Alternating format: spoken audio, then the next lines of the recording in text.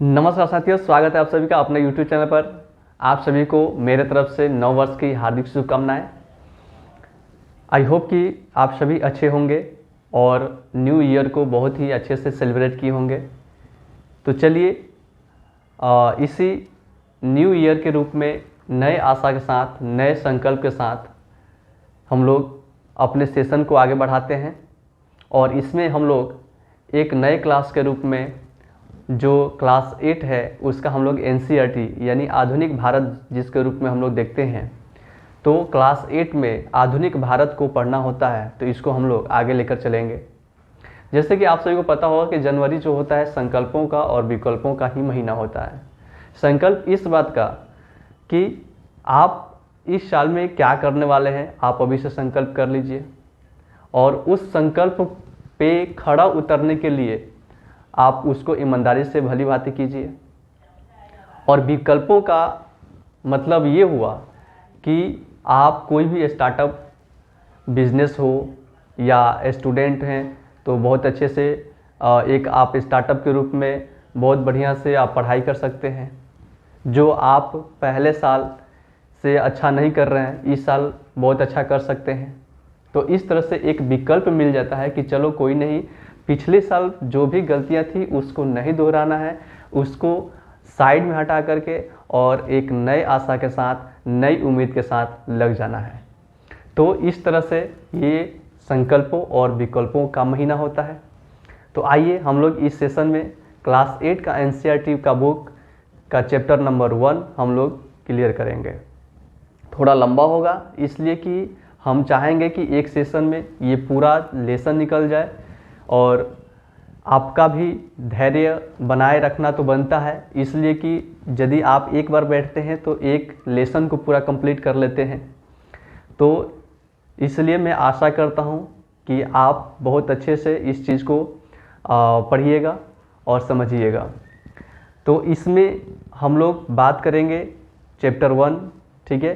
Chapter 1 में आप लोग देख सकते हैं, पहले मैं आपको बुक दिखा देता हूँ, जिनके पास होगा वो लेकर बैठें खूब आराम से। ये है बुक, ठीक है। इसको हम लोग स्टडी करेंगे, इसको हम लोग रीड करेंगे और इसमें क्या क्या चीज़ें हैं इसको हम लोग कंसेप्चुअल सीखेंगे, ठीक है। तो याद रखिएगा कि इसमें हम लोग देखेंगे कि जो क्लास 8 का बुक है NCERT का या किसी भी NCERT का बुक हमें एक तरह से किताबी कीड़ा बनाना नहीं चाहती है। ये हमें बौद्धिक इंटेलेक्चुअल माइंड को विकसित करना चाहती है, यानी हमें एक तरह से सोचने विचारने को प्रेरित करती है NCERT। इसलिए NCERT पढ़ना ज़रूरी हो जाता है कि इनमें दी गई जितने भी बातें हैं वो तो उसका क्वेश्चन आंसर तो आप कर लेंगे, लेकिन इसके बाद भी आप उसको एक तरह से उसको बोल सकते हैं कि जब आप इसको पढ़ लेते हैं तो इस पर खाली टाइम में इसको सोचिए कि ये कैसे हुआ, एक दूसरे के साथ रिलेट कीजिए, ऐसा क्यों नहीं हुआ, ठीक है। तो कोई भी घटना होती है तो उस घटना पे आप विचार कीजिए। इसको बोल सकते हैं बौद्धिक जुगाली, यानी बौद्धिक जुगाली कीजिए। बौद्धिक जुगाली का मतलब ये हुआ कि जो आप इस बुक में पढ़ें वो आपके पास दिमाग में आ गया और उसका यूज करके आप दूसरा चीज़ रिलेट कीजिए कि आखिर ऐसा क्यों नहीं हुआ। यदि हम लेते हैं कि जो ब्रिटिश आए हमारे देश में, तो उस पर हम लोग सोचे कि ब्रिटिश के आने से भारत में अंधकार युग आया या नई संभावनाओं का युग आया। तो इस तरह से, और यदि अंधकार युग आया तो क्यों आया, किस तरह से आया, किस किस चीज़ों को हम लोग पॉइंट आउट करेंगे, किस किस चीज़ को रेखांकित कर कर हम लोग चलेंगे, किन किन परिवर्तनों के तथ्यों को हम लोग नई संभावनाओं के रूप में कंसीडर करेंगे। तो इस तरह से आप सोच सकते हैं और चीज़ों को रिलेट कर सकते हैं। इससे आपका जो इंटेलेक्चुअल जो माइंड है वो आपका विकसित होगा और यही प्रेरित करता है NCERT का बुक, चाहे किसी भी क्लास का हो। तो इसलिए NCERT पढ़ने से पहले इस चीज़ को अपने दिमाग में बैठाने की ज़रूरत है कि जो चीज़ हम पढ़ेंगे बहुत ही अच्छे से पढ़ेंगे और इस तरह से पढ़ेंगे कि कुछ चीज़ें हमारे दिमाग में आ जाए और इसके बेसिस पर हम कुछ सोचने के लिए तैयार हों, प्रिपेयर हों। नहीं तो ऐसा ना हो कि हम लोग किताब को लिए और पढ़ते गए और लास्ट में गए तो उसके बाद से जब कुछ सोचने विचारने की बात आती है तो पीछे का कुछ याद ही नहीं है। तो इस तरह से नहीं करना है। तो चलिए हम लोग इसको बहुत अच्छे से देखेंगे और इस बात का ज़रूर ध्यान रखेंगे कि इसको पढ़ने के बाद हम लोग को विचार भी करना है किसी भी चीज़ को लेकर के। इसमें जो चीज़ दिया गया है इसी का प्रयोग करके हम लोगों को विचार करना है, ठीक है। जैसे इसमें सबसे पहला जो टॉपिक है हम लोग इसमें देखेंगे कि तारीखें कितनी महत्वपूर्ण होती हैं। तारीखें कितनी महत्वपूर्ण होती है, इस चीज़ को हम लोग आगे लेकर चलेंगे। तो आप भी सोच सकते हैं कि आखिर तारीख इतना महत्वपूर्ण क्यों, तिथियों की हमें आवश्यकता क्यों पड़ती है। तो आपके दिमाग में आएगा कि यदि तिथि हमारे महत्वपूर्ण नहीं होता, यानी तिथि हमारे जीवन में यदि ऐसा नहीं होता है तो हम किसी भी कार्यकाल को बहुत अच्छे से नहीं जान पाते। बात तो सही है, ठीक है, बहुत बढ़िया है। लेकिन इतिहास में यदि हम चले तो क्या तिथियों का मतलब यही होता था? ठीक है, तो आइए इसका हम लोग पता करते हैं। क्या राजा महाराजा जो पहले लोग थे, क्या तिथियों का मतलब यही करते थे और किस तरीके से करते थे? क्या इससे हमें सच में ज्ञान होता था कि व्यक्तिगत तरीकों से तिथियों का यूज कर और समाज को देते थे कि आपको यही जानना है? तो आइए इसको हम लोग पढ़ते हैं। तो सबसे पहले हम लोग देख सकते हैं कि तारीखें कितनी महत्वपूर्ण होती हैं। एक वक्त था जब इतिहासकार तारीखों के जादू में ही खोए रहते थे। कब किस राजा की ताजपोशी हुई, कब कौन सा युद्ध हुआ, इन्हीं तारीखों पर गर्मा गर्म बहसें चलती थी। यानी पहले के जो इतिहास में जो तारीखें होती थी वो इस बात को दिखाती थी कि कब कौन सी राजा का ताजपोशी हुई, ठीक है, उसके बाद से कौन सा युद्ध हुआ, उनके घर में जो बच्चा पैदा हुआ कब हुआ। तो ये सारे चीज़ हम लोग आगे देखते हैं कि बहसें चलती थी। आम समझ के हिसाब से इतिहास को तारीखों का पर्याय माना जाता था। यानी एक तरह से देखा जाता है कि इन्हीं सब बातों को लेकर के इतिहास को समझा जाता था, इतिहास का पर्याय समझा जाता था। अब सोचिए दोस्तों, क्या इससे हमें कोई कंक्लूजन निकलता है? क्या हमें कोई चीज़ का ज्ञान होता है? वो तो व्यक्तिगत चीज़ों के लिए वो सब तिथियों का प्रयोग करते थे। आगे बढ़ते हैं। आपने भी लोगों को यह कहते हुए सुना होगा, इतिहास तो बहुत उबाऊ है भाई। बहुत से लोग बोलते हैं कि यार इतिहास क्या पढ़ना है, इतना इसमें याद करना है, इसमें इतना चीज़ों को याद रखना है, ये तो बहुत ही उबाऊ है, इतना तारीखों को याद करना है, ये तो बहुत उबाऊ है। तो मेरे दोस्त, ये इतिहास उबाऊ बिल्कुल नहीं है। यदि आप कंसेप्चुअली यदि आप इसको पढ़ते चले जाते हैं तो ये इतनी बेहतरीन सब्जेक्ट है जो आप कभी सोचे भी नहीं होंगे। और इतिहास तो सभी भाषाओं की जननी मानी जाती है। इतिहास से ही हर चीज़ निकला हुआ है, भूगोल निकला हुआ है, राजनीति शास्त्र निकला हुआ है, सभी विषयों का खंडन इस विषय से हुआ है। तो आगे देखते हैं। बस तारीखें रखते चले जाओ, क्या इतिहास के बारे में यह धारणा सही है? बिल्कुल सही नहीं है, इसको बिल्कुल सही नहीं भूलेंगे, ठीक है। चलिए आगे बढ़ते हैं।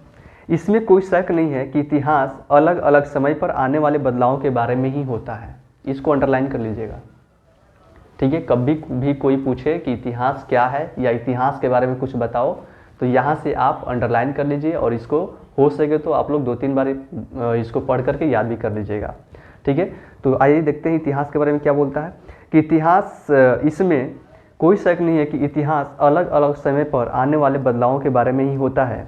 इसका संबंध इस बात से है कि अतीत में चीज़ें किस तरह की थी, उनमें क्या बदलाव आए। जैसे ही हम अतीत और वर्तमान की तुलना करते हैं, हम समय का जिक्र करने लगते हैं, हम पहले और बाद में की बात करने लगते हैं। बात सही है।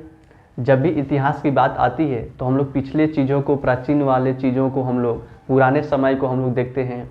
आप लोग भी रिलेट करते होंगे कि जब हम लोग नर्सरी क्लास में थे तो क्या क्या करते थे, किस तरह से हम लोग पढ़ते थे।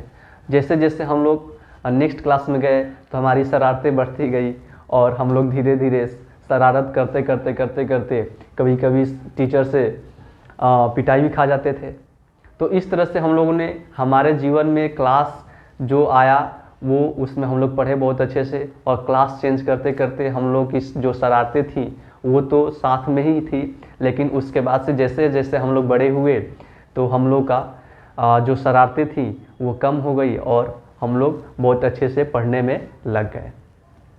तो ये पहले की बात है, यानी पहले की बातों को याद करते हैं। और अब की बात करते हैं तो अब की बात करते हैं कि हाँ, हम लोग बहुत अच्छे से पढ़ते हैं, बहुत से अच्छी चीज़ों को सीखते हैं, अच्छे समाज में रहते हैं, अच्छे समाज को बनाने की चेष्टा करते हैं। तो पहले और बाद की रिलेट तो हम लोग करते हैं बहुत अच्छे से। चलिए आइए बात करते हैं नेक्स्ट। इसमें कोई शक नहीं है, रोज़मर्रा की ज़िंदगी में हम अपने आसपास की चीज़ों पर हमेशा ऐतिहासिक सवाल नहीं उठाते। हम चीज़ों को स्वाभाविक मानकर चलते हैं, मानो जो कुछ हमें दिखाई दे रहा है वह हमेशा से ही हो रहा है जैसे। लेकिन हम सबके सामने कभी कभी अचंभे के क्षण आते हैं। कई बार हम उत्सुक हो जाते हैं और ऐसे सवाल पूछते हैं जो वाकई ऐतिहासिक होते हैं। किसी व्यक्ति को सड़क किनारे चाय के घूंट भरते देखकर आप इस बात पर हैरान हो सकते हैं कि चाय या कॉफ़ी पीने का चलन कब से शुरू हुआ होगा। सही बात है, हम लोग डेली जो भी वर्क करते हैं तो इस पर तो कोई सवाल नहीं आता है। हम लोग यही समझते हैं कि हाँ, ये शुरू से ही चलता आया है। कभी कभी हम लोग सड़क से गुजरते हुए देखते हैं कि सड़क किनारे लोग चाय पी रहे हैं, कॉफ़ी पी रहे हैं, तो हमारे दिमाग में आता है कि आखिर ये चाय और कॉफ़ी का जो प्रचलन है कब से शुरू हुआ होगा। या कभी हम लोग कहीं जा रहे होते हैं ट्रेन से, तो ट्रेन के जो विंडो है उससे हम लोग देखते हैं तो यहाँ पे दिया गया है कि रेलगाड़ी की खिड़की से बाहर झांकते हुए आपके जहन में यह सवाल उठ सकता है कि रेलवे का निर्माण कब हुआ होगा। आखिर रेलवे कब बनी होगी, किस तरह से बनी होगी, किसके दिमाग में आया होगा, क्या एक ही दिन ये सब हो गया होगा। रेलगाड़ी के आने से पहले लोग दूर दूर की यात्रा किस तरह कर पाते थे। सुबह सुबह अखबार पढ़ते आप यह जानने के लिए उत्सुक हो सकते हैं कि जिस ज़माने में अखबार नहीं छपते थे उस समय लोगों को चीज़ों की जानकारी कैसे मिलती थी। तो यहाँ पे 3 पॉइंट है। चाय पीने की जो घटना है, रेलवे के बारे में जानने की जो घटना है, और न्यूज़पेपर के बारे में यानी अखबारों के बारे में जानने की जो घटना है। ये क्या एक ही दिन कोई एक प्रॉपर डेट को शुरू हुआ होगा या इसका धीरे धीरे प्रचलन आया होगा। तो आइए इसको हम लोग देखते हैं। तो इसको देखने से पहले थोड़ा बहुत हम लोग एक ड्राइंग देख लें जो राइट साइड में आपके बुक पे दिया है। चित्र नंबर 1 है, ब्राह्मण ब्रिटेनिया को शास्त्र भेंट कर रहे हैं। जेम्स रेनेल द्वारा तैयार किए गए पहले नक्शे का ये आवरण है। रॉबर्ट क्लाइव ने रेनेल को हिंदुस्तान के नक्शे तैयार करने का काम सौंपा था। भारत पर अंग्रेज़ों की विजय के समर्थक रेनेल को वर्चस्व स्थापित करने की प्रक्रिया में नक्शे तैयार करना बहुत आवश्यक, बहुत महत्वपूर्ण था। इस तस्वीर में दिखाया गया है कि भारत के लोग स्वेच्छापूर्वक अपने प्राचीन, पवित्र तथा ब्रिटिश सत्ता की प्रतीक ब्रिटेनिया को सौंप रहे हैं, मानो वे उसे भारतीय संस्कृति की रक्षा के लिए आने की आग्रह कर रहे हैं। यानी एक तरह से इसमें दिखाया गया है कि जो ब्राह्मण समुदाय हैं वो अपना भारतीय संस्कृति की रक्षा करने के लिए उनको आग्रह कर रहे हैं और अपनी जो पुस्तक हैं, धार्मिक जो पुस्तकें हैं, उनको क्या कर रहे हैं, भेंट कर रहे हैं। ठीक है, किनके द्वारा ये बनाया गया था, तो रेनेल के द्वारा। चलिए नेक्स्ट हम लोग देखते हैं। ये सारे ऐतिहासिक सवाल हमें समय के बारे में सोचने के लिए प्रेरित कर देते हैं। समय को हमेशा साल या महीनों के पैमाने पर नहीं देखा जा सकता। कई बार ऐसी प्रक्रियाओं के लिए कोई तारीख तय करना वाकई गलत है जो एक लंबे समय तक चलती रहती है। भारत में लोगों ने अचानक एक दिन सुबह सवेरे चाय पीना शुरू नहीं कर दिया था।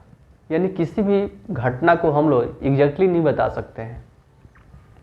जैसे चाय पीने का जो प्रचलन शुरू हुआ, एकाएक कोई एक डेट फिक्स नहीं होगा, टाइम फिक्स नहीं होगा कि हाँ इस तारीख को पिया जाएगा भाई, तो ऐसा तो था नहीं। तो इस तरह से कोई भी चीज़ आता है प्रचलन में तो धीरे धीरे उसको एक प्रोसेस के तहत ये काम होता है। आगे देखते हैं। इसका स्वाद धीरे धीरे ही उनके ज़बान पर चढ़ा था। इस तरह की प्रक्रियाओं के लिए कोई स्पष्ट तिथि नहीं हो सकती है। इसी तरह हम ब्रिटिश शासन की स्थापना के लिए कोई एक तिथि नहीं बता सकते हैं। ब्रिटिश शासन जब भारत में आई तो एकाएक नहीं आ पाई, यानी एकाएक कोई एक तिथि नहीं आ पाया जिससे हम लोग जाने कि हाँ इस तिथि को ही आकर के आए और डायरेक्ट यहाँ पे स्थापित हो गए। ऐसा नहीं हुआ। बहुत से पापड़ बेले हैं, बहुत से साल वेट किए हैं, बड़े बड़े साम्राज्यों का पतन हुआ, तब छोटे छोटे साम्राज्य इनके समर्थ में आए और इनको लगा कि हाँ छोटे छोटे जो साम्राज्य हैं वो उनको हम टैकल कर सकते हैं, हैंडल कर सकते हैं। तो ही उन्होंने अपने साम्राज्य का विस्तार किया और व्यापारिक व्यवस्था को अग्रसर किया और कालांतर में राजनीतिक व्यवस्था को भी उन्होंने सुचारू रूप से चलाने में सही सिद्ध हुए। तो इस तरह से हम लोग देख सकते हैं कि ब्रिटिश एकाएक नहीं आ पाए। आए तो थे लेकिन उनका जो प्रोसेस चल रहा था कई सौ सालों से चल रहा था। जहाँ तक 1608 में जब सूरत में कंपनी बैठाते हैं लोग, तो याद रखिएगा 1600 और कहाँ प्लासी का युद्ध 1757। इतना वेट उन लोगों को करना पड़ा, इतना इंतजार करना पड़ा, एकाएक कुछ नहीं हुआ। चलिए आगे देखते हैं।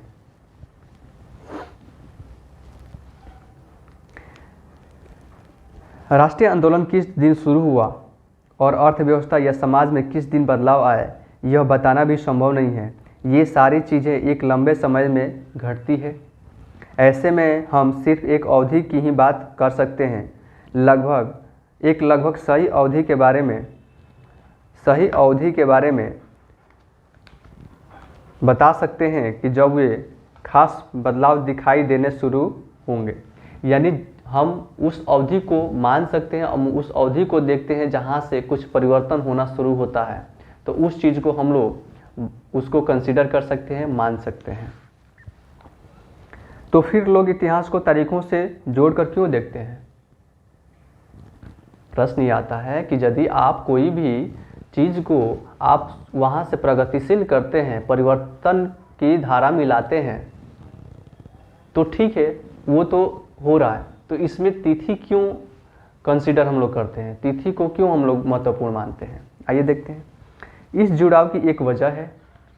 एक समय था जब युद्ध और बड़ी बड़ी घटनाओं के ब्यौरों को ही इतिहास माना जाता था। यह इतिहास राजा महाराजाओं और उनकी नीतियों के बारे में होता था। इतिहासकार यह लिखते थे कि कौन से साल राजा को ताज पहनाया गया, किस साल उसका विवाह हुआ, किस साल कब मरा और उसके बाद कौन सा शासक गद्दी पर बैठा। इस तरह की घटनाओं के लिए निश्चित तिथियां बताई जा सकती है और इस तरह के इतिहासों में तिथियों का महत्व बना रहता है। यानी इतिहासकार लिखते हैं कि इसमें राजाओं की ताजपोशी से लेकर के उनके यानी जन्म से लेकर के मरण तक के जो समय को दिखाता है वो तारीखों के माध्यम से ही दिखाया जाता था। तो इस तरह से तिथियां का जो हमेशा महत्व बना रहता था। ठीक है, आगे देखते हैं। जैसा कि पिछले 2 सालों की इतिहास की किताबों में आपने देखा है, अब इतिहासकार बहुत सारे दूसरे मुद्दों और दूसरे सवालों के बारे में भी लिखने लगे हैं। वे इस बात पर ध्यान देते हैं कि लोग किस तरह अपनी रोजी रोटी चलाते थे, वे क्या पैदा करते थे और क्या खाते थे, शहर कैसे बने और बाजार किस तरह फैले, किस तरह रियासतें बनी, नए विचार पनपे और संस्कृति और समाज किस तरह बदले। पिछले 2 सालों की बात बता रहा है, यानी क्लास 6 और क्लास 7। क्लास 6 और 7 में, क्लास 6 में प्राचीन इतिहास है, क्लास 7 में मेडिएवल है, यानी मध्यकाल का जो इतिहास है। तो इसमें भी बहुत से हम लोग चीज़ देखे, प्राचीन में देखे कि कैसे लोग अपने आप को धीरे धीरे आखिर से अपने आप को विकसित किए, कैसे कैसे शिकारी जीवन से अपने को अग्रसर किए और अपने को डेवलप किए और नगरीय व्यवस्था में आए और एक जगह रहना शुरू किया, स्थायी नगरीय जीवन व्यतीत करना सीख गए, नगरों का विकास करना सीख गए। तो धीरे धीरे ये सब, उस टाइम तो कोई तिथि इस तरह का पार्टिकुलरली तो है नहीं, तो हम लोग कंसेप्चुअल को लेते हैं और उस चीज़ को हम लोग बहुत अच्छे से इतिहासकार बताते हैं। तो इस तरह से हम लोग देखते हैं कि नए विचार भी पनपे और संस्कृति और समाज किस तरह से बदले, ये सारी चीज़ हम लोग देखते हैं। ठीक है, तो जो तिथियों का मतलब है वो वहाँ के उस टाइम जो राजा थे वो समाज को दे देते थे कि देखो भाई, इस राजा का ताजपोशी इस समय हुआ, इसका जन्म इस समय हुआ, ये इस तरह का काम इस टाइम में किया है। बस अपने व्यक्तिगत चीज़ों को लिख करके समाज में डाल देते थे, समाज के लोगों को दे देते थे कि यही तुम्हारा इतिहास है और यही तुमको मानना है। वहाँ पे तो आम लोगों की तो जीवन को नहीं दिखाया जा रहा है। तो इस तरह से हम लोग को देखेंगे कि हम लोग इतिहास में आम लोगों के बारे में, इतिहास में हम लोगों को बिल्कुल ज़्यादा कुछ नहीं मिलता है देखने को। धीरे धीरे जैसे जैसे राष्ट्रवादी जो लेखक हैं आते हैं, वो अपने देश के पक्ष में लिखते हैं। यूरोपियन तो हमेशा अपने पक्ष में लिखे हैं और हम लोग का दुर्भाग्य है कि हम लोग का जो इतिहास पहली बार लिखा गया, भारत का जो इतिहास पहली बार लिखा गया, वो यूरोपियों के द्वारा ही लिखा गया। तो यूरोप यदि लिखेगा तो अपने पक्ष में ही तो लिखेगा, अपने को ज़्यादा दिखाएगा और भारत को तो कम दिखाएगा।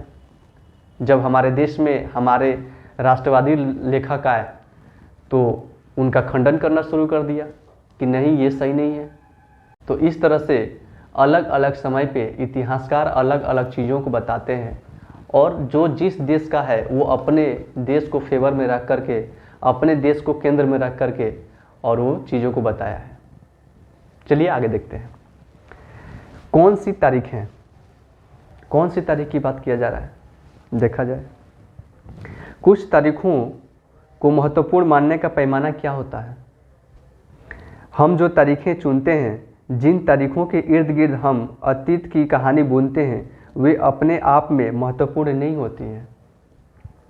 वे इसलिए महत्वपूर्ण हो जाती है क्योंकि हम कुछ खास घटनाओं को महत्वपूर्ण मानकर चलने लगते हैं। सही बात है। यानी हम जो तारीखें चुनते हैं, उन तारीखों के इर्द गिर्द हम अपने कहानी को बुन लेते हैं, बना लेते हैं, तो वो तो महत्वपूर्ण नहीं हुआ।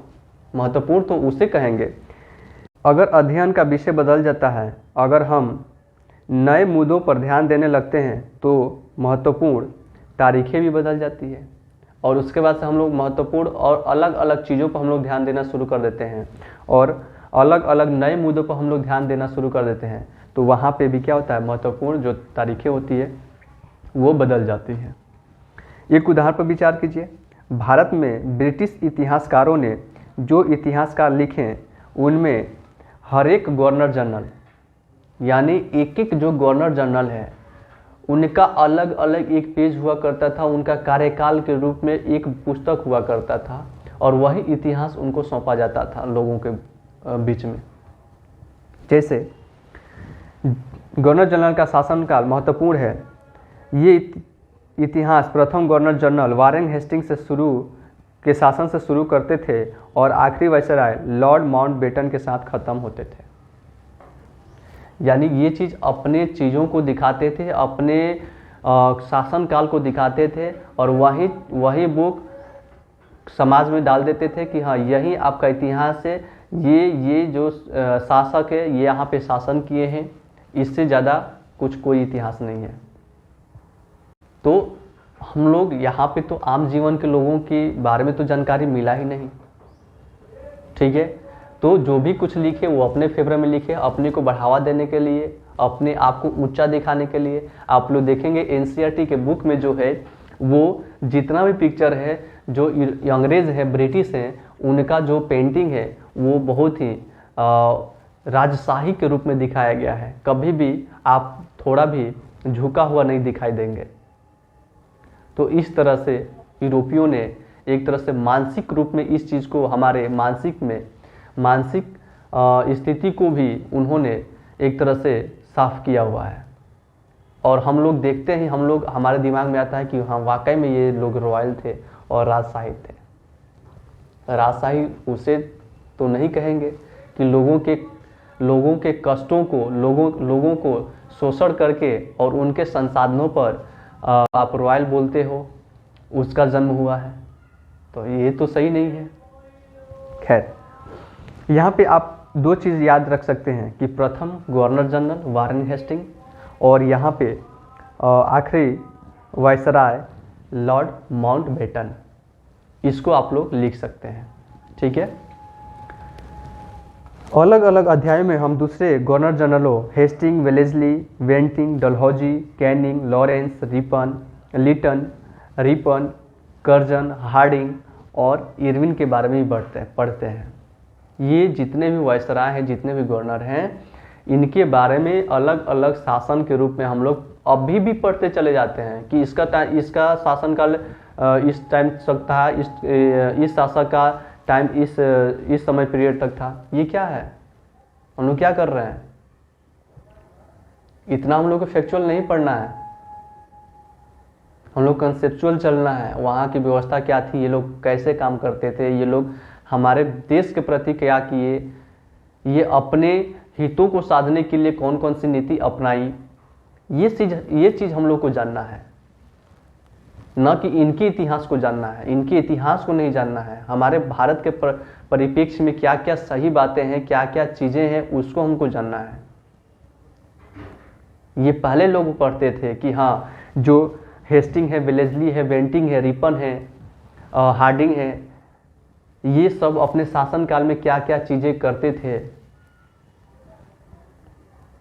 ये पहले के लोग पढ़ते थे। और उसी इनके जो कैरेक्टर को दर्शाया जाता था, बहुत ही बढ़ चढ़ के दर्शाया जाता था, ताकि कोई भी पढ़े तो उनका जो ब्रेन है वो एक तरह से एक ब्रेन वॉश हो जाए और वही चीज़ वो लोग सत्य मान बैठे। तो आज भी हम लोग कहीं ना कहीं उस चीज़ से प्रभावित हैं, तो इससे निकलने की ज़रूरत है और एक नए सिरे से और एक नए दृष्टिकोण से हम लोगों को पढ़ने की आवश्यकता है। और ये चीज़ देखने की ज़रूरत है कि हाँ हमारे राष्ट्रवादी लेखक जो नए नए आए हैं वे इस बात पर क्या कहते हैं और उनका कथन किस तरह से सही है, उसको देखना है। चलिए आगे बढ़ते हैं। इस इतिहास में गवर्नर जनरलों और वायसरायों का कभी न खत्म होने वाला सिलसिला ही छाया रहता था। इतिहास की इन किताबों में सारी तारीखों का महत्व इन अधिकारियों, इनकी गतिविधियों, नीतियों, उपलब्धियों के आधार पर ही तय होता था। यह ऐसे था मानो इन लोगों के जीवन के बारे में कोई ऐसी चीज़ नहीं थी जिससे जानना महत्वपूर्ण हो। इन लोगों के जीवन का क्रम ब्रिटिश भारत के इतिहास में अलग अलग अध्यायों का विषय बन जाता था। वही है कि जो लॉर्ड डलहौजी है उसका एक चैप्टर है, वेलेस्ली है उसका एक चैप्टर है, रिपन है उसका एक चैप्टर है, हार्डिंग है उसका एक चैप्टर है। क्या कर रहे हो भाई, ये कौन सी पाठ्य पुस्तक हमें पढ़ा रहे हो? तो उनकी गतिविधियां, नीतियां, ये एक एक चैप्टर हुआ करता था। एक एक चैप्टर तो हटाइए, दो दो चैप्टर, तीन तीन चैप्टर इनके पूरी तरह से बुक हुआ करता था। वो हमारे समाज को मिलता था और वो हमारा समाज पढ़ता था। अब बताइए कि वो दृष्टिकोण हमारे समाज में आया तो उस दिमाग से लोग सोचेंगे या नहीं सोचेंगे? तो इस तरह से हम लोग बहुत ही प्रभावित हुए हैं उनके किताबों से, उनके दिए हुए जो सिद्धांत हैं उनसे, जो कहीं ना कहीं एक हम लोग स्टीरियोटाइप बन चुके हैं, हम लोग प्रेजुडाइज बन चुके हैं, पूर्वाग्रह कर लेते हैं और वही मानकर हम लोग बैठ जाते हैं कि नहीं यही सही है। तो बहुत सी बातें हैं, आप लोग बने रहिए और बहुत सी बातें हैं जो आपको जो कन्फ्यूजन है वो आपको पूरी तरह शीशे की तरह साफ हो जाएगा। चलिए आगे देखते हैं। क्या हम इसी दौर के इतिहास को अलग ढंग से नहीं लिख सकते? गवर्नर जनरलों के इतिहास के चौखटें हम भारतीय समाज के विभिन्न समूहों और वर्गों की गतिविधियां पर किस तरह ध्यान दे सकते हैं? जब हम इतिहास या कोई कहानी लिखते हैं तो उसे टुकड़ों या अध्यायों में बांट देते हैं। हम ऐसा क्यों करते हैं? ऐसा इसलिए किया जाता है, इसको अंडरलाइन कर लीजिएगा। ऐसा इसलिए किया जाता है ताकि हर अध्याय में कुछ सामंजस्य रहे, कोऑर्डिनेशन रहे, एक दूसरे के साथ फिट बैठे। इसका मकसद कहानी को इस तरह सामने लाना होता है कि उसे आसानी से समझा जा सके और याद रखा जा सके। इस प्रक्रिया में हम सिर्फ उन घटनाओं पर जोर देते हैं जो उस कहानी को पेश करने में मददगार होती है। जो इतिहास गवर्नर जनरलों के जीवन काल के इर्द गिर्द चलता है उसमें भारतीयों की गतिविधियां की कोई मायने नहीं रखती। जैसा कि मैंने पहले बोला कि उसमें सिर्फ और सिर्फ यूरोपीय जो ब्रिटिश शासक हुआ करते थे उन्हीं के जीवन काल को, उनके ही नीतियों को, उनके ही गतिविधियों को दिखाया गया है। उस टाइम यदि आप चाहेंगे कि भारत के लोगों की दशा क्या थी, भारत के लोग किस तरह से वहाँ पे रह रहे थे, किस तरह से उनके जीवन काल चल रहा था, उनका कोई उन्होंने नहीं छपा है। तो कोई मायने नहीं रखता उनके इतिहास में, उनके लिए वहाँ कोई जगह नहीं होती। तो फिर क्या किया जाए? जाहिर है कि अब तक जिन तिथियों का महत्व दिया जा रहा था वे महत्वपूर्ण नहीं रहेंगे। हमारे लिए नई तिथियां महत्वपूर्ण हो जाएंगी। अब हम लोग अपने नए सिरे से अपने तिथियों को वहाँ पे हम लोग जानेंगे और नए तिथियों के रूप में हम लोग पढ़ना शुरू कर देते हैं। तो यही है एनसीईआरटी कि एनसीईआरटी में जो हमारे राष्ट्रवादी जो लेखक हैं उन्हीं के द्वारा दिए गए जो बयान है उसको ये एनसीईआरटी कंसिडर करती है और उसको अपने तथ्यों के रूप में लाती है और लोगों को ये प्रेरित करती है कि नए शैली से अपने इतिहास को जानिए। ठीक है, स्टीरियोटाइप ना बनिए, अपने दिमाग में उस चीज़ को लेकर के पुरानी बातों को लेकर न बैठें। ठीक है, चलिए आगे देखते हैं हम अवधियाँ कैसे तय करते हैं। देखते हैं इसमें यहाँ पे एक ड्राइंग है, थोड़ा देख लिया जाए, उसके बाद से इस टॉपिक को लिया जाएगा। यहाँ पे लिप्टन है, पेज नंबर 2 में देखिए कि लिप्टन है कि पुराने विज्ञापनों से हमें यह समझने में मदद मिलती है कि नए उत्पादों के लिए बाजार किस तरह तैयार हुए और किस तरह नई रुचियाँ चलन में आई। 1922 में लिप्टन चाय के लिए तैयार किया गया यह विज्ञापन इस बात की ओर संकेत करता है कि दुनिया भर के शाही लोग चाय पीते हैं। इस तस्वीर में पीछे की तरफ एक भारतीय महल दिखाई दे रहा है, जबकि अगले हिस्से में ब्रिटेन की रानी विक्टोरिया का तीसरा बेटा आर्थर घोड़े पर बैठा हुआ है और राजकुमार आर्थर को ड्यूक ऑफ कनॉट की पदवी दी गई थी। यानी एक तरह से इनको चाय का जो विज्ञापन करना होता था ये लोग ऐसा ही करते थे और ये विज्ञापन इस बात को दर्शाता था या अभी भी दर्शाता है कि उस टाइम ये लोग चाय पीते थे, यानी चाय से परिचित थे बहुत अच्छे से। इधर हम लोग देखते हैं चित्र नंबर 3 में कि वारेन हेस्टिंग 1773 में भारत के पहले गवर्नर जनरल बने। इसको आप लोग नोट कर लीजिएगा। इतिहास की किताबों में गवर्नर जनरलों के कारनामों, जीवनियों में उनकी गौरव गाथाओं और तस्वीरों में उनकी भव्य व्यक्तित्व को उभारा जाता था, यानी उनको बढ़ा चढ़ा कर दिखाया जाता था। और जो भी इतिहासकार, जो यूरोपीय इतिहासकार बुक में पेंटिंग बनवाए हैं, जो भी पेंटिंग बनवाए हैं, उन अपने शासक को बहुत ज़्यादा बढ़ा चढ़ा कर दिखाया है। खैर आगे चलिए, हम अवधियाँ कैसे तय करते हैं इस पे बात करते हैं। तो 1817 में स्कॉटलैंड के अर्थशास्त्री और राजनीतिक दार्शनिक जेम्स मिल ने 3 विशाल खंडों में ए हिस्ट्री ऑफ ब्रिटिश इंडिया यानी ब्रिटिश भारत का इतिहास नामक एक किताब लिखी। इन किताब में उन्होंने भारत के इतिहास को हिंदू, मुस्लिम और ब्रिटिश इन तीन कालखंडों में बटा था। इन कालखंडों के इस निर्धारण को ज़्यादातर लोगों ने मान भी लिया।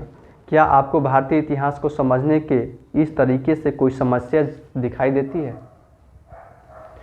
जो यहाँ पे स्कॉटलैंड के अर्थशास्त्री हैं, स्कॉटलैंड का है, तो जैसे हम लोग यूनाइटेड किंगडम पढ़ते हैं तो यूनाइटेड किंगडम के अंदर ही स्कॉटलैंड है, वेल्स है, तो उसी तरह वहाँ पे स्कॉटलैंड के जो अर्थशास्त्री है और राजनीतिक दार्शनिक है जेम्स मिल ब्रिटिश भारत के इतिहास को लिखा है।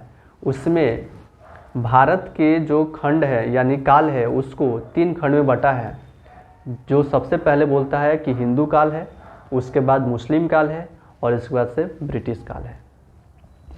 तो हिंदू काल प्राचीन को मानता है और मेडिएवल को मानता है मुस्लिम काल, और ब्रिटिश काल आधुनिक को मानता है।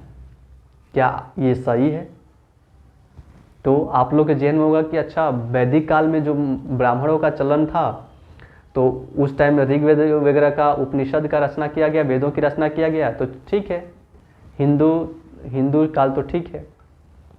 और इधर मोहम्मद गौरी से लेकर के इधर मुगल वगैरह थे, ये सब मुस्लिम थे, तो ये भी सही है। यहाँ पे मुस्लिम का राज्य था, ये भी आप लोग समझेंगे। उसके बाद से ब्रिटिश आना शुरू कर दिए, तो ब्रिटिश काल एक तरह से तो सही है।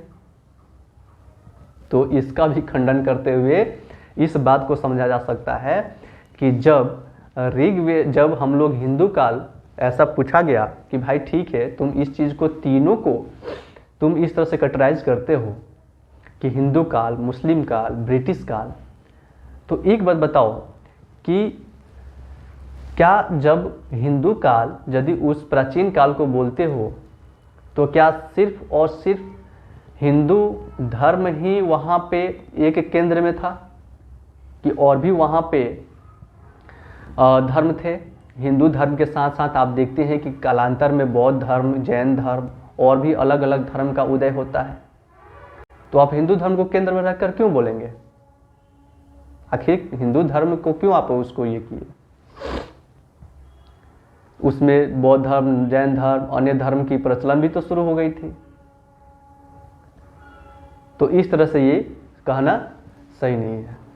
आगे बात करते हैं, तो आगे हम लोग देखते हैं कि मुस्लिम काल को हम लोग देखते हैं कि जो मोहम्मद गौरी यहाँ दिल्ली में आकर के पृथ्वीराज चौहान को हराता है और तुर्क राज की स्थापना करता है। ठीक है, मानते हैं। उसके बाद से मुगल वगैरह आते हैं। तो क्या ये तो सिर्फ और सिर्फ उत्तरी भारत का कुछ हिस्सा था? तो दक्षिण वाले हिस्से में चलकर देखिए, जहाँ पे चोल पांडे चिर है, जब तक उन्होंने रहा तब तक उत्तर भारत से किसी भी शासक को हिम्मत नहीं हुई नीचे आकर के, दक्षिण भारत में आकर के उनका सामना करना।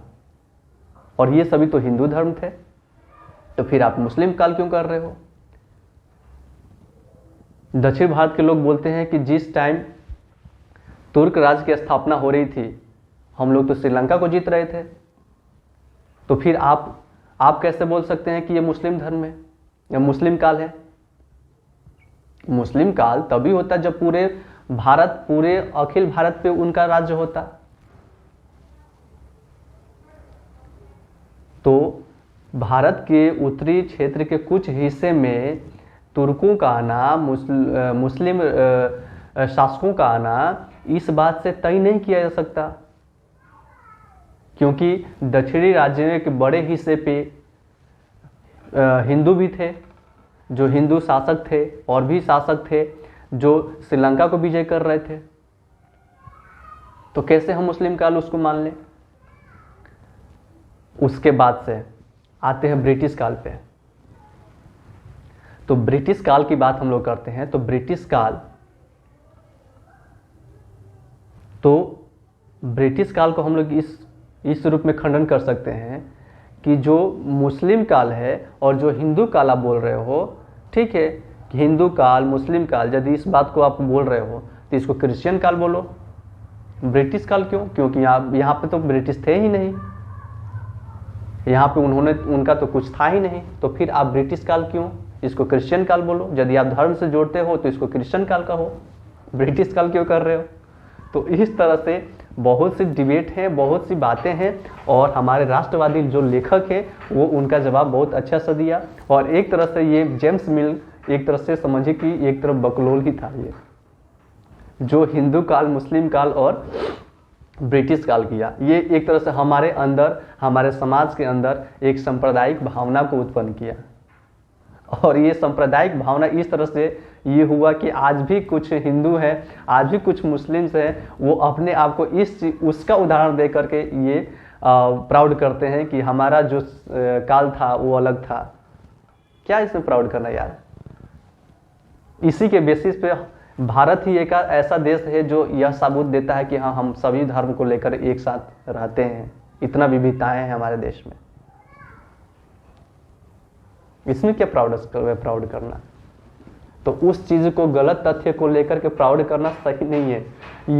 ये जेम्स मिल जो इतिहासकार है, एक तरह से बकलोल उसको बोलिए, बुक्का कुमार कहिए, तो ये हमारे जेहन में डाला है, सांप्रदायिक भावना को उत्पन्न करने के लिए ये बात बोला है कि हम तो चले जाएंगे।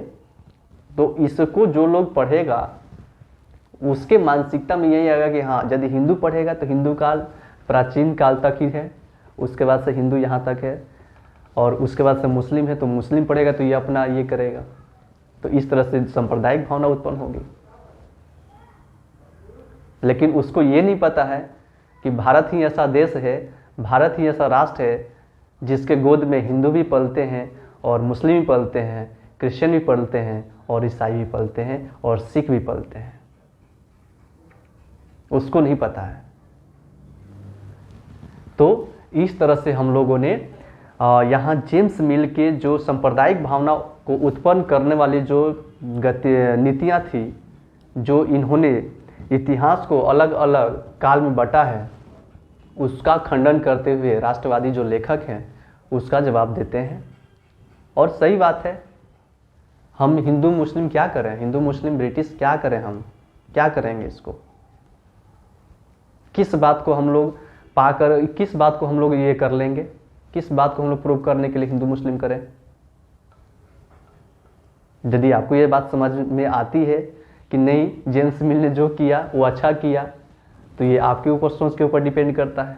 हमारी जो एक तरह से उसका खंडन करने का जो तरीका था मैंने आपको बताया, और आपके ऊपर डिपेंड करता है कि इस चीज़ को आप किस तरह से ले रहे हैं। ठीक है दोस्तों, आगे देखते हैं। क्या आपको भारतीय इतिहास को समझने के इस तरीके में कोई समस्या दिखाई देती है? बिल्कुल समस्या दिखाई देती है। अभी आपको बहुत तरह से शीशे की तरह साफ हो गया होगा। आगे बढ़ते हैं। इतिहास को हम अलग अलग कालखंडों में बांटने की कोशिश क्यों करते हैं? इसकी भी एक वजह है। हम एक दौर की खासियतों, उसके केंद्रीय तत्वों को पकड़ने की कोशिश करते हैं, इसलिए ऐसे शब्द महत्वपूर्ण हो जाते हैं जिनके सहारे हम समय को बांटते हैं। ये शब्द अतीत के बारे में हमारे विचारों को दर्शाते हैं। वे हमें बताते हैं कि एक अवधि से दूसरी अवधि के बीच हुए बदलावों का क्या महत्व होता है। यानी इतिहास के अलग अलग कालखंडों को हम लोगों को बांटने की ज़रूरत क्या होती है? तो अलग अलग समय के बारे में पता चलता है, अलग अलग समय के अंतर्गत जो जो कार्य होते हैं उनके बारे में हमें समय के बारे में पता चलता है। उसके बाद से ये केंद्रीय तत्वों को पकड़ने की कोशिश हम लोग करते हैं, उस दौर की क्या खासियतें थी, ये चीज़ हम लोग को मदद मिलता है समझने में। इसलिए इतिहास के कालखंडों को हम लोग को बांटने की ज़रूरत पड़ती है। ठीक है। मिल को लगता था, यानी जेम्स मिल को, तो मिल को लगता था कि सारे एशियाई समाज भारत के मामले में यूरोप से पीछे हैं। देखिए किस तरह से लिखता है। इतिहास की उनकी समझदारी ये थी कि भारत में अंग्रेज़ों के आने से पहले यहाँ हिंदू और मुसलमान तानाशाहों का ही राज चलता था। ये लिखता है कि भारत में अंग्रेज़ों से आने से पहले हिंदू और मुस्लिम एक दूसरे के साथ बहुत ही भिड़ंत होता था और बहुत ही आपस में लड़ते थे। ये ऐसा लिख रहा है, यानी तानाशाही का ही राज चलता था। चारों ओर केवल धर्म बैर, जातिगत बंधनों और अंधविश्वासों का ही बोलबाला था। मिल की राय में ब्रिटिश शासन भारत को सभ्यता की राह पर ले जा सकता था, कि ब्रिटिश शासन भारत को सभ्यता की राह पर ले जा सकता था। इस काम के लिए जरूरी था कि भारत में यूरोपीय शिष्टाचार, कला, संस्थानों और कानूनों को लागू किया जाए। मिल ने तो यहाँ तक सुझाव दिया था कि अंग्रेजों को भारत के सारे भूभाग पर कब्जा कर लेना चाहिए, ताकि भारत जनता को ज्ञान और सुखी जीवन प्रदान किया जा सके। इस कदर जेम्स मिल बताया था। उनका मानना था कि अंग्रेजों की मदद के बिना हिंदुस्तान प्रगति नहीं कर सकता। ये जेम्स मिल कहता है कि यदि ब्रिटिश के बिना हिंदुस्तान तो प्रगति कर ही नहीं सकता। और आपको पता होगा कि जब यूरोपीय सोच रहे थे भारत में आने के लिए, तो हमारे देश का जो जीडीपी था वो पूरे विश्व का 24% था और चाइना का 31% था। यानी यूरोपियों के पास इतना संसाधन नहीं थे कि वो भारत में आकर के वो दबदबा जमा सके। तो उन्होंने, हमें किसी की ज़रूरत नहीं पड़ी, लोगों की ज़रूरत हमें पड़ी। हमारे पास संसाधन थे, हमारे पास रेशम थे, हमारे पास सूती वस्त्र थे, काली मिर्च था, हमारे पास सोरे थे। सोरे मतलब बारूद को जो जिससे बनाया जाता है। ये सभी संसाधन थे हमारे पास। यूरोपियों की जरूरत पड़ी हमारी। यूरोप सोना चांदी लाते थे, उसके बाद से हमारे संसाधन को अधिक मूल्य पर लेकर जाते थे। तो हमारी ज़रूरत किसी को नहीं थी, किसी को ज़रूरत हमारी थी, ऐसा समझिए।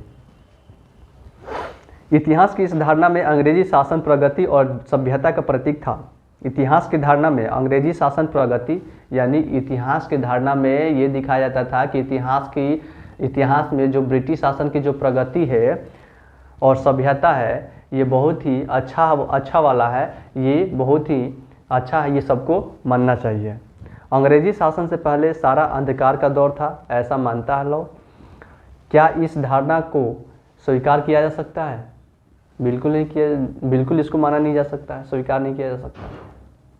क्योंकि जब अंग्रेज अभी सोच रहे थे तब हमारी जीडीपी कुछ अलग ही लेवल पे थी। यदि चाइना और इंडिया की जीडीपी की बात किया जाए तो 55% यानी 24% इंडिया के पास और 31% चाइना के पास। यानी एशिया की बात किया जाए तो एशिया में 55% सिर्फ ये 2 कंट्री हैं, इनके पूरे विश्व का जीडीपी का लगभग 55% थी। तो एक तरह से हम लोग बोल सकते हैं कि एक तरफा व्यापार होता था। यानी एक तरफा व्यापार होता था। क्यों? क्योंकि यूरोपियों की ज़रूरत थी हमारे संसाधनों की, लेकिन हमारी ज़रूरत किसी भी चीज़ से नहीं थी, किसी भी लोगों से नहीं थी, क्योंकि हमारे पास थे वो संसाधन। तो जब ये एक तरफा व्यापार था तो यूरोपियन ने सोचा कि आखिर किस तरह से भारत में प्रवेश किया जाए और भारत में प्रवेश करके अपने व्यापारिक गतिविधियों को आगे किया जाए। तो आप सभी को पता होगा कि जो पूर्वी रोमन साम्राज्य है, तो पूर्वी रोमन साम्राज्य में कुस्तुनतुनिया का जो पतन होता है 1453 में, और वहाँ पे ऑटोमन साम्राज्य का स्थापना होता है। तो वहाँ पे जो रोड के द्वारा, यानी वहाँ पे मार्ग जो होता है बाधित हो जाता है, और वो लोग वहाँ से जो भी यूरोपीय या जो भी व्यक्ति वहाँ से गुजरता था उस अरब प्रायद्वीप से होकर के, तो उसको ऑटोमन साम्राज्य वाले धर्मांतरण करा देते थे, यानी धर्म को परिवर्तन करा देते थे और मुस्लिम बना देते थे। तो इस तरह से वो क्या हुआ, रोड क्या हुआ, विफल हो गया। तो जब विफल हो जाता है तो एक वैकल्पिक मार्ग के रूप में वो लोग तलाशते हैं भारत को कि किस तरह से हम लोग जाएं। तो उस टाइम आप लोग देखते हैं पुर्तगाल आता है, स्पेन आता है, इटली का ये कोलंबस आता है। तो इटली का कोलंबस आता है यहाँ पर स्पेन में, और वहाँ से चला जाता है उत्तरी अमेरिका के तटों से टकराता है और वहाँ पे अमेरिका की खोज करता है। उसके मरणोपरांत तक उसको ये पता रहता है कि हाँ, वो इंडिया को हमने खोज लिया है, और वहाँ के लोगों को रेड इंडियंस बोला।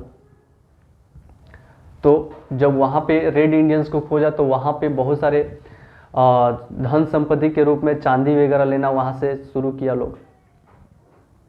उसके बाद से धीरे धीरे दक्षिण अमेरिका की खोज कर ली, तो यहाँ से सोना उन लोगों को मिलना शुरू हो गया। तो इन लोगों को एक खजाना के रूप में मिल गया, और यही सोना चांदी, और वास्को दा गामा की बात करते हैं तो ये वैकल्पिक मार्ग के रूप में केप ऑफ गुड से होकर के भारत की खोज किया, जिससे वहाँ पे उन लोगों का व्यापार का जो मार्ग है वो प्रशस्त हुआ। तो इस तरह से वो लोग हम लोग को धीरे धीरे जो अमेरिका से सोना चांदी था वो लोग लेते थे, और उसके बाद से भारत में आकर के और बहुमूल्य चीज़ों को देते थे, और हमारे से जो बहुमूल्य संसाधन हुआ करते थे, सूती और जो रेशम, इनकी यूरोप में ज़बरदस्त मांग थी, तो इसको इन्होंने लेना शुरू कर दिया। तो इस तरह से एक तरफा जो व्यापार था इसकी गतिविधि को अग्रसर किया, और एक तरह से बिजनेस का जो चलन है वो क्या हुआ, शुरू हुआ। तो दोस्तों, यानी ये एक तरह से समझिए कि ये पहले हमें ज़रूरत नहीं थी किसी की, ये एक तरफा बिजनेस हुआ करता था। तो एक तरफा बिजनेस को कैसे कन्वर्ट ये लोग किस किस गतिविधि से ये लोग अपना करके और भारत में प्रवेश किया, ये आप लोगों को पूरा तरह से क्लियर हो गया होगा कि अमेरिका से क्या करता होगा, यहाँ पे सोना चांदी को लेकर के और उसी को इंडिया में लाते थे, और वहाँ से मसाला ले जाते थे। मसाला आखिर उनको यूरोपियन जो थे उनको मसाला की ज़रूरत क्यों पड़ती थी?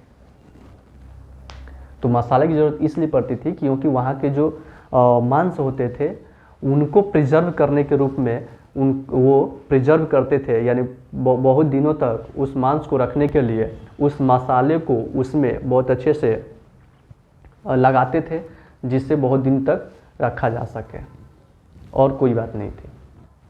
चलिए आगे देखा जाए। क्या इतिहास के किसी दौर को हिंदू या मुस्लिम दौर कहा जा सकता है? क्या इन सारे दौरों में कई तरह के धर्म एक साथ नहीं चलते थे? किसी युग को केवल उस समय के शासकों के धर्म के हिसाब से तय करने की ज़रूरत क्या है? अगर हम ऐसा करते तो इसका मतलब यह कहना चाहते हैं कि औरों के जीवन और तौर तरीकों का कोई महत्व नहीं होता। हमें याद रखना चाहिए कि प्राचीन भारत में सारे शासकों का भी एक धर्म नहीं होता था।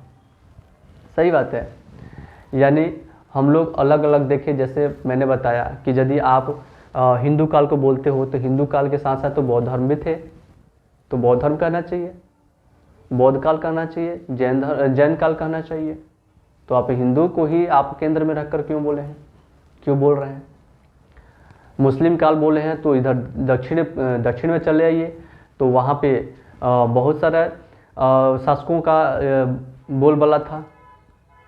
इधर छोटे से प्रांत पे वो लोग विजय कर रहे थे, इधर ये लोग श्रीलंका जीत रहे थे, इधर मध्य एशिया के पूर्वी साइड में ये लोग पूरी तरह से अपना प्रयास कर रहे थे। तो मुस्लिम काल तो नहीं हुआ, मुस्लिम काल तो नहीं जाना सकता। ठीक उसी तरह से यहाँ पे देखिए, अंग्रेजों द्वारा सुझाए गए वर्गीकरण से अलग हटकर इतिहासकार भारतीय इतिहास को आमतौर पर प्राचीन, मध्यकालीन और आधुनिक काल में बांटकर देखते हैं।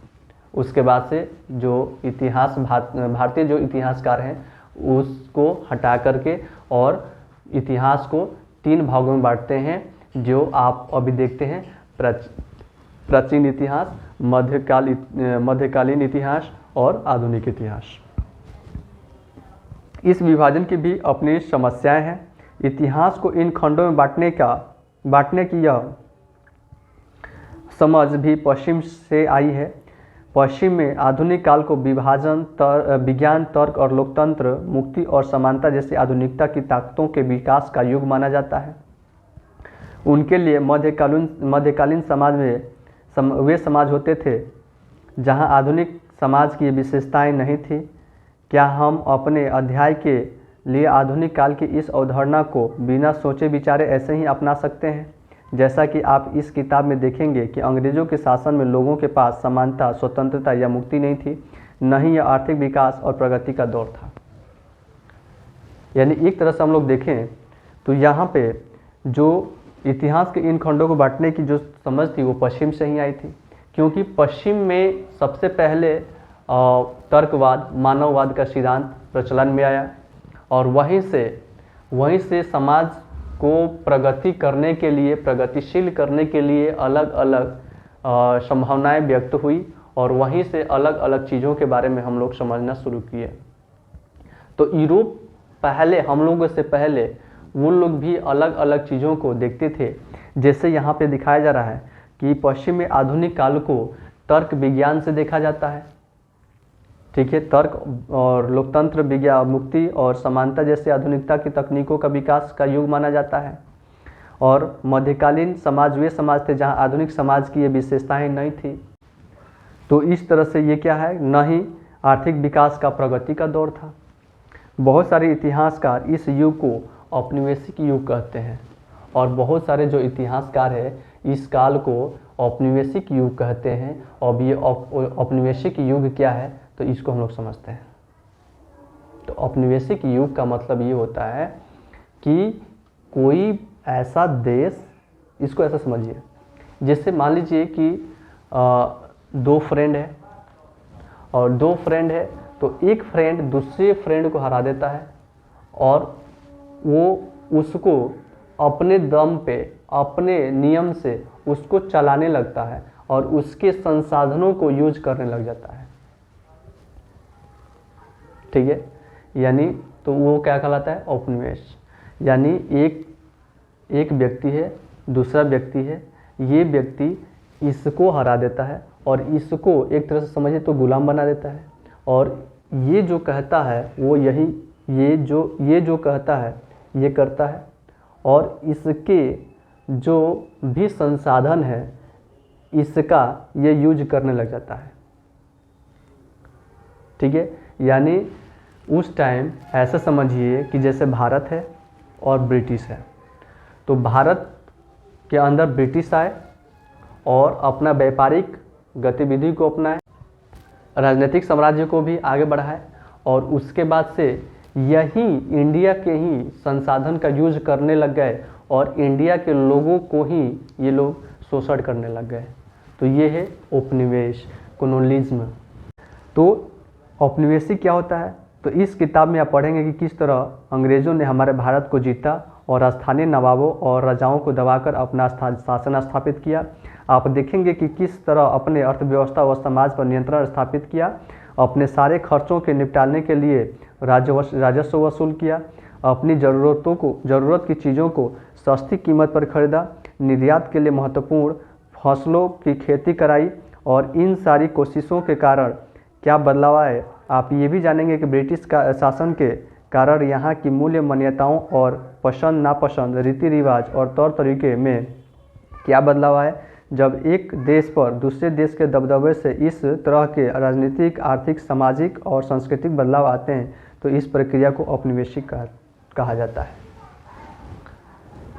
तो यानी एक तरह से इसको हम लोग देख सकते हैं कि इन लोगों के आने से हमारे देश में इन लोगों का चलने लग जाता है और एक समय पे ये लोग राजनीतिक चीज़ों को राजनीतिक विस्तार करते हैं और राजनीतिक विस्तार के साथ साथ अपने हित में, न कि इंडियंस के लिए, अपने हित के लिए ये लोग रेलवे लाइन बिछाते हैं और यहाँ पे रेलवे लाइन बिछाने के साथ साथ और नए नए संस्कृति को जन्म देते हैं, यहाँ पे संचार का निर्माण करते हैं। तो क्या इस चीज़ को हम लोग ब्रिटिश के आगमन यानी यूरोपियों के ब्रिटिश के आगमन से हम भारत को नए संभावनाओं का युग कह सकते हैं? क्या ये हम लोग एक तरह से ये अंधकार युग न कह करके प्रकाशमय युग कह सकते हैं। तो ये आपके ऊपर डिपेंड करता है कि आप किस तरह सोच रहे हैं। तो मेरे हिसाब से अंधकार युग और प्रकाश युग ही भी कहा जा सकता है, लेकिन ये आपका दृष्टिकोण इस साइड भी होना चाहिए, इस साइड भी होना चाहिए। अंधकार युग इसलिए क्योंकि उन्होंने हमारे संसाधनों का दोहन किया। जब हमें सिंचाई की ज़रूरत थी तो उन्होंने रेलवे लाइन बिछाया।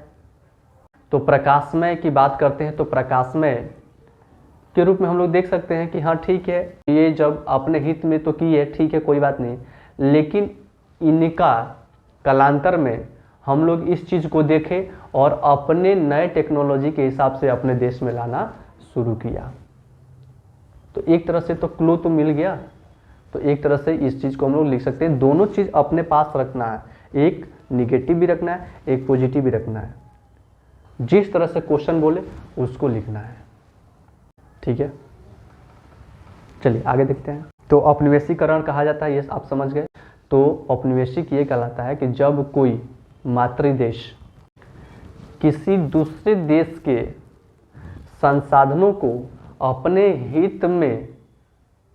अपने हित को साधने के लिए उसके राजनीतिक, सांस्कृतिक, आर्थिक तथ्यों को अपने हिसाब से रेगुलेट करना चाहे या रेगुलेट करना शुरू कर देता है, तो उसको औपनिवेशिक कहा जाता है।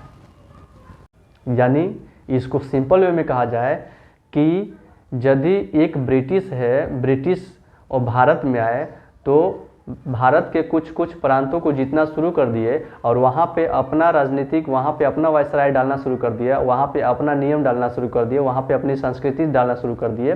तो अलग अलग प्रांतों में ये सब अपना अलग अलग प्रांत बना करके वहाँ के अलग अलग वायसराय नियुक्त किया और उसके हिसाब से रूल रेगुलेशन चलाना शुरू कर दिया। यानी भारत के अंदर आकर के भारत के ही संसाधनों को, भारत के ही राजनीतिक व्यवस्था को, भारत ही आर्थिक जो अर्थव्यवस्था है उसको बदल करके अपना नियम, अपना गतिविधि जो है उसको चलाने लगे। तो एक तरह से क्या हो गया, औपनिवेशिक हो गया।